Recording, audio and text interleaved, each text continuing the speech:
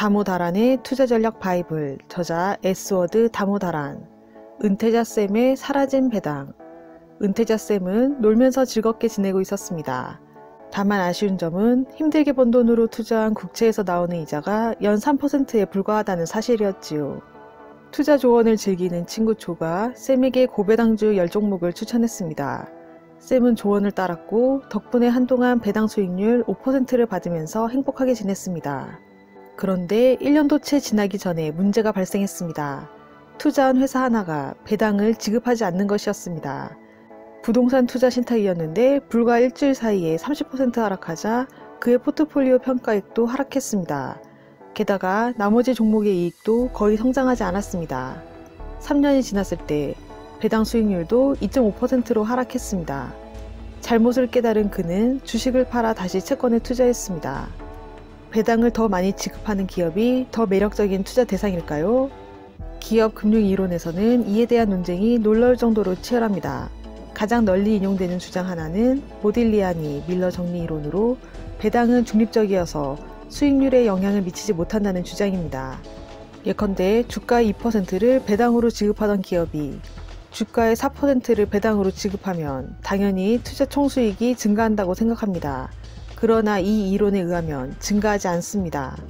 주가 상승률이 배당 증가율만큼 감소한다고 보기 때문이죠. 배당 수익률이 높은 주식이 수익률도 높을까요? 다트머스 대학교 케네스 프렌치 교수는 배당 수익률이 더 높은 주식이 투자에 유리한지 조사했습니다. 그림은 매년 초 배당 수익률을 기준으로 구성한 10개 포트폴리오의 연수익률 평균을 나타냅니다.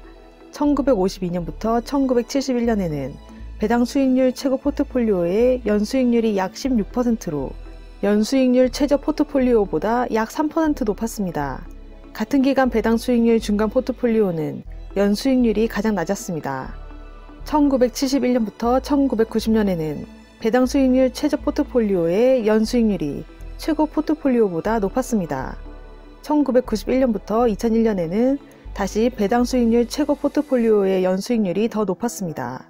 전체 기간으로 보면 배당 수익률이 높은 포트폴리오의 연수익률이 배당 수익률이 낮은 포트폴리오보다 약간 높았습니다. 이렇게 기간에 따라 우열이 바뀌는 현상을 어떻게 해석해야 할까요? 고배당주가 방어적 투자에 유리한지 검증하려면 약세장 기간에 저배당주보다 더 잘 버티는지 확인하면 됩니다.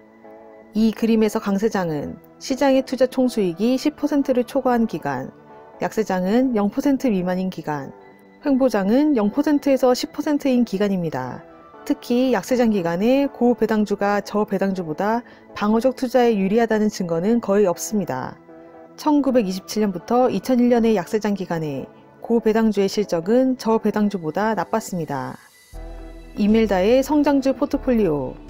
이멜다는 매년 꾸준히 성장하는 뱅가드 S&P 500 인덱스 펀드에 투자하는 보수적인 투자자였습니다.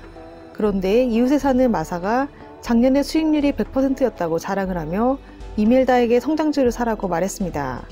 주가가 너무 높은 것 같다고 반박하자 마사는 걱정 말라고 대답을 했습니다.